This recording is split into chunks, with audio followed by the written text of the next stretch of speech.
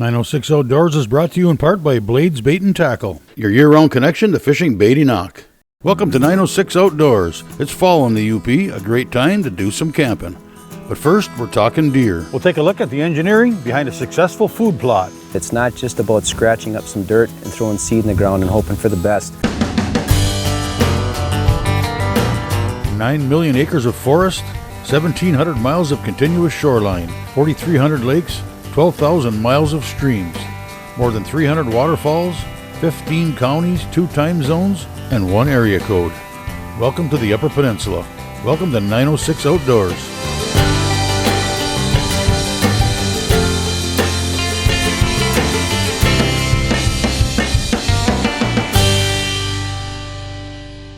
"906 Outdoors" is brought to you by Cooking Wild Seasonings. Make it fresh, make it yours. Food plots are much more than a growing bait pile. They can provide an important food source throughout the year for deer and other wildlife, particularly at times when they need it most. Their benefits stretch far beyond that of a place to shoot a deer. The number and quality of the deer you see, as well as when you see them, are all factors that should be considered when planning your plot. I met with John Comp of Northwoods Whitetails in Menominee to find out more. Tonight we're going to talk about food plots. We're going to show you that it's not just about scratching up some dirt and throwing seed in the ground and hoping for the best. We're going to show you what we've created here in Upper Michigan. We've created a central feeding location for whitetails. We've got hidden access, getting in and getting out of your deer stands so your hunting is undetectable. Your hunting gets better as the season gets longer. We'll show you how we've broken this food plot up into 2 separate food plots. We've taken a 15-acre field with the structure, knocked it down into a 3-acre hunting field. We've created the best nutrition on this whole section of land, and they know it, and they're here. They're eating. We've got green food from September all the way till next September. There's 20 different species planted out in this food plot. This is our destination food plot. Tonight we're going to talk about your main food plot. We're going to talk about kill plots, how to create kill plots, how to get in and out of your deer stands undetected. This is one of our examples, what we call a kill plot. It's 1/3 acre of our brassica mix. The deer come out of the swamps here. We've got a clover path right here we're standing on. There's deer bedding all through here. Here's where they stop to eat first before they head out to the big destination food plot. And those bigger bucks, they don't want to be out in that open area. So what they're going to do is they're going to come out, stand on the edges and feed here 15 minutes, maybe half hour before dark. Hence, we call it the kill plot. There's a deer stand right behind us. Easy access. We can get in and get out without knowing the deer even know we're here. And we're going to shoot down in this food plot, 80-yard shot versus hunting on the big 4-acre field. And you can see the deer trail here, worn down. This is designed to be this way. This is coming out of the swamp from the south. There's a lot of bedding down in here, hence the reason why we're not talking too loud. There's deer bedded nearby. They come out of the south, walk along this buffer strip, and they can stop and eat. So they can stand where I'm at right now, look over the big destination food plot and still feel secure. One of the very important things you have to keep in mind if you're going to sit on a food plot is that you have to have access into the deer stand and out of the deer stand without letting the deer know you're there, because once you bump the deer off the food plot 2 or 3 times, suddenly you've got nighttime movement instead of daylight movement. So you can see the deer stand back here on the back side of this milo and grain sorghum. We come in from the back door. This is our back door access, the screening cover and the topography. The deer down in that food plot or out on the main plot won't see us getting in or getting out. We have a nice clean raked trail right down to the bare dirt. There's no sticks, there's no leaves. We don't leave any scent behind us. We call that area behind it, it's a deerless area. The deer do not use that particular spot. So we can leave out the back door at dark or come in during the morning before daylight, get into that deer stand, and the deer don't even know we're there. Obviously we hunt it on a west wind, which is prevailing winds. We can hunt it on a northwest wind. Okay, if we've got a south wind that blows our scent out into the food plot, we don't hunt that stand. But if you're going to hunt a food plot, you have to keep that food plot sacred. You cannot let the deer know you're hunting them, otherwise the food plot quickly becomes nocturnal. 906 Outdoors is brought to you in part by Christ, your Northwoods neighborhood store.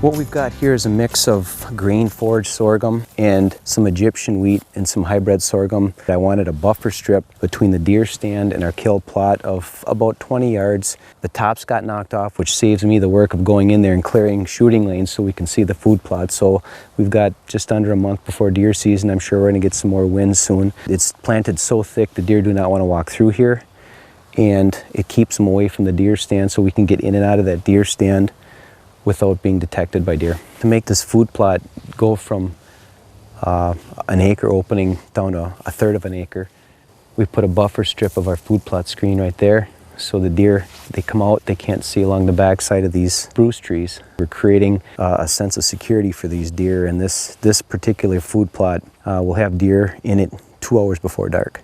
The planting we have in this kill plot, it's got turnips, rutabagas, we've got some of our forage greens, forage brassicas, and you can see the deer on it pretty heavy. In 2 weeks' time, it went from 2 feet tall down to a foot tall. There's a little bit of rye coming back. We use that as a soil builder in the spring, but by and large, this is going to be very attractive, probably mid-November when rifle season starts, and then muzzleloader season, it's going to be very attractive. They're eating all the greens right now.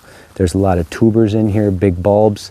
So there's a lot of food. There's literally tons of food in this 1/3 acre that the deer are going to have for the next 2 months.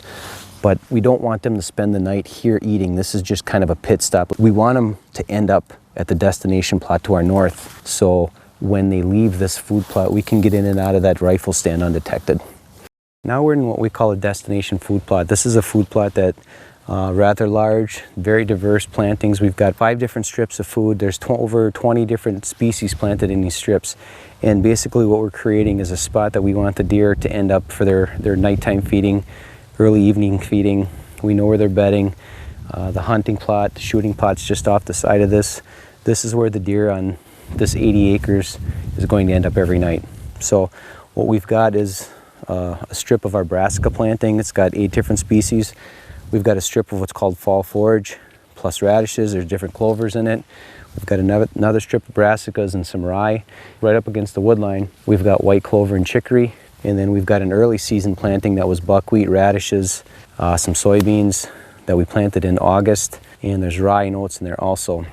And basically what we're trying to create is there's not one thing planted. A, it's not good for the soil, and B, the deer are looking for diversity. We've got, like I said, 20 different species here. You can see they've knocked this grain planting down. Now they've started on our brassica planting.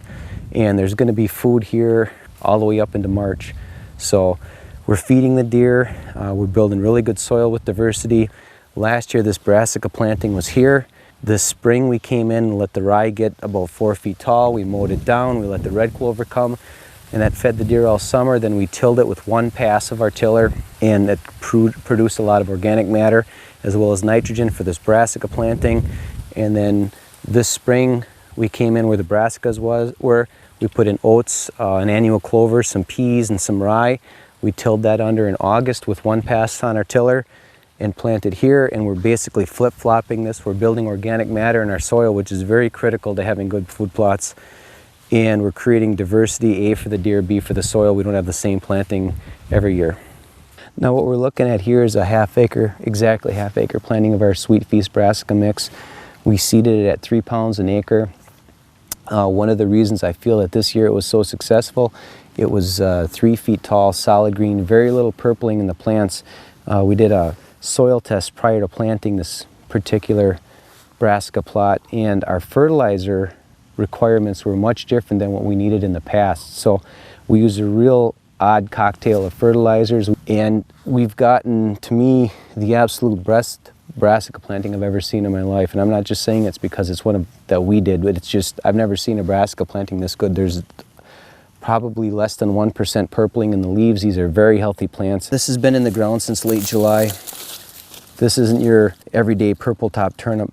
This is just one of the large turnips that we use in this mix. We've got probably on this particular food plot 1.5 acres of this, and there's literally tons of forage in 1.5 acres. 3 weeks ago, these leaves were almost 3 feet tall, and the deer are just starting on the leaf part of these plantings, which is good because then once they get done with all this green and it's going to take them a while to knock it down. Plus we still have clover and grains, rye, oats for them to eat. And we really want this. It's very nutritious for the deer, especially when those bucks are just entering the rut now, and they're going to need a lot of good food and good nutritious food, not just something green. There's all the nutrition these deer that are going to recover from the rut are going to need. That's going to equate to healthier deer this winter. They're going to enter the spring antler growing season in much better shape than if they were just eating sticks and berries and piles of corn. So, you know, there's a lot of reasons. A, it's a great food source for the deer and for us to hunt over, but it's going to be healthier for the deer herd. These food plots are. Today's show is brought to you in part by Rapid River Knife Works, home of Michigan's largest custom knife factory showroom.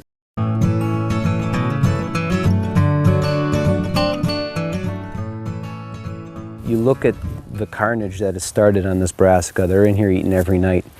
And the really nice thing about this particular food plot, I haven't been in here in 3 weeks. Nobody's been in this field in 3 weeks. So, you know, if you compare that to a corn feeder, bait pile, and I'm not against baiting. You know, some places you just have no choice. But this food plot will have deer in it 2 hours before dark because they're undisturbed. Nobody's out here bugging them. There's no human scent out here. We're out here right now talking with our rubber boots on. We sprayed down. An hour from now, there's going to be deer out here. And, you know, if you're looking for that option other than baiting, or in addition to, we've got this food plot that's actually in about a 15-acre field. Now the deer only think this is an acre and a half. They're going to come out here well before dark, and there'll be a lot of deer out here. And they've been conditioned to come out here. Nobody bothers them. There's good food here, and there's a lot of does out here. And in the next 2 weeks, where the does are, that's where you're going to find the bucks. One of the things we like to do is we try to dictate deer movement. And we took the brush cutter, drove in as far as we could into the woods. And then we went back into the woods and created what we call a sidewalk for the deer. We cut some trees, let them fall each side for another 100 yards, so we know they come out right here. When we did sit on this food plot and observed, they all pile out right here. One of the things that with our food plot system that's a must is you have to hide the deer and hide your access. So now if you look out here, we're standing in the middle of about a 14 to 15 acre field. No self-respecting mature buck is going to come out here unless he's chasing a doe. But follow me, I'll show you what the deer see. This is what you want your food plots to look like right here. Secluded, well hidden. Our food plot screen had 3 feet of the top taken off because of some storms, but it's still standing. We've got structure on the side, we've got structure in the middle, we've got diversity, we've got 20 different species of plants growing here. This food plot's going to draw just about every deer within 80 acres because this is the best green food. They're not looking for corn right now, they're not looking for soybeans, they're looking for green food, and we've got plenty here. We've got plenty of food for when December rolls around. That's the environment you want to create. In this food plot screen, it's an annual that we have to plant every year. I mean, we've got switchgrass growing. It's going to take 3 years to get that tall. And we can put trees in. They're going to take 10 to 15 years to create this environment. But until then, we can use this food plot screen, which is a hybrid sorghum and some Egyptian wheat, to create this structure for these deer. It kind of looks like it's fallen down, but keep in mind we had a blizzard and 2 50-mile-an-hour windstorms. And I can't break this. I mean, you bend it down, it's not going anywhere, it just pops right back up. It went from 12 to 14 feet down to anywhere from 10 to 8 feet, which is perfect because the deer is only 3.5 feet tall. If this wasn't here and this was just an open field, you might see them 20 minutes before dark and you'll see all the does and fawns. But now the bucks will come out an hour before dark because they've got a safe space, a wide open space. They can chase these deer, but yet they still feel secure because this structure's here. Again, another example of access to get to your deer stand if you're going to sit on your food plot. You can see there's the pop-up tent on the platform that we were looking at earlier, and the access to that tent is on the back side of that willow, and we hunt it with a north wind or a west wind, so we're leaving with the wind at our back, and we're sitting with the wind in our face. So at dark, when we climb down, we walk out of there, you know, there's a bunch of deer out in that food plot. They have no idea we were there. That's the kind of environment you want to create when you're going to hunt on a food plot.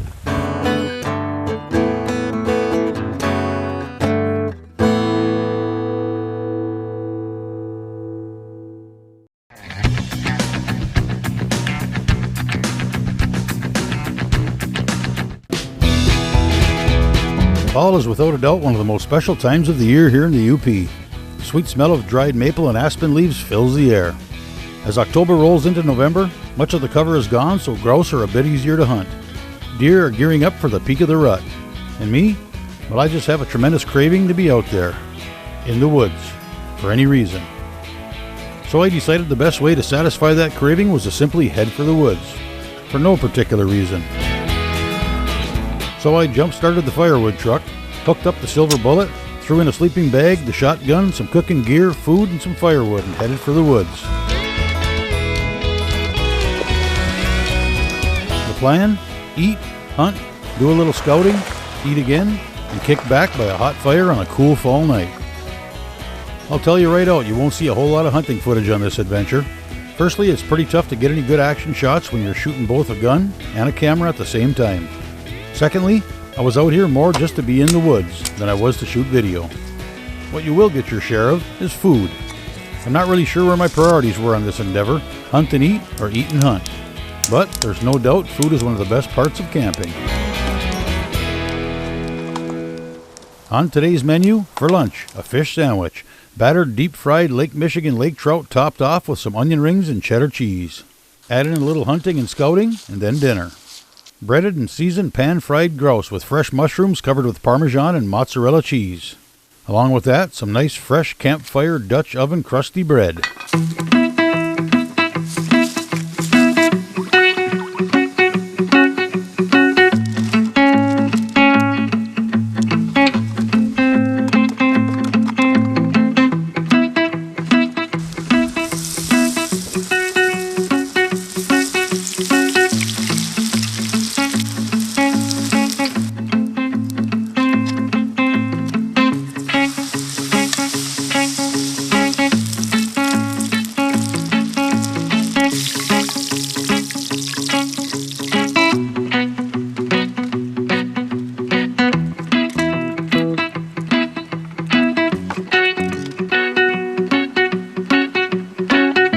Now it was time to hunt.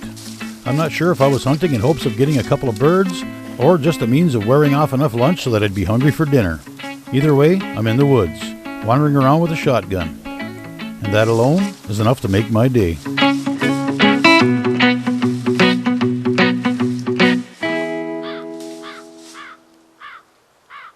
Well, I did indeed spend a much-needed day of walking around the woods. Found some good deer sign, kicked up a couple of grouse, and yes, found some good firewood. Now, time for dinner.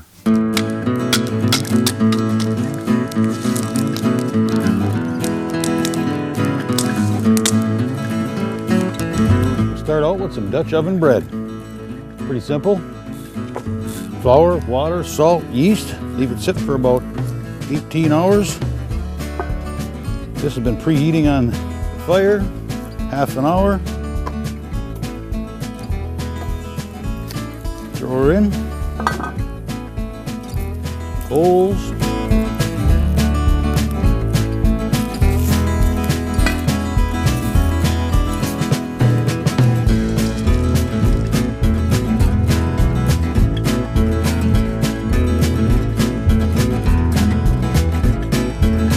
And we'll pound this out a little bit so it's all kind of the same thickness. Yeah, I know.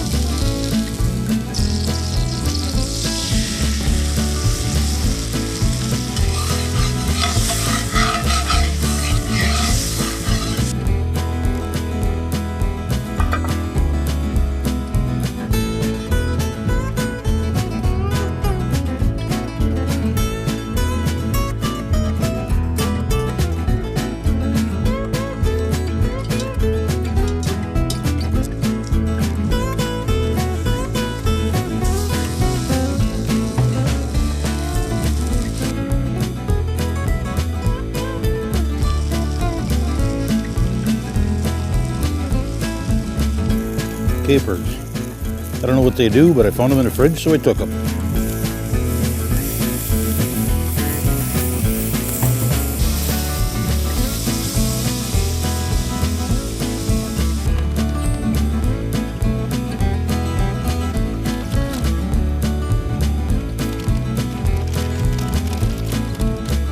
Parmesan cheese.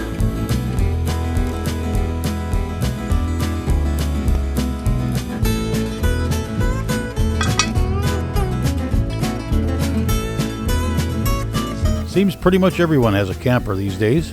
Hook it up, find a spot, and spend some time in the woods for absolutely no particular reason. My wife and some friends stopped out for dinner, and to finish off the day, sitting around the campfire.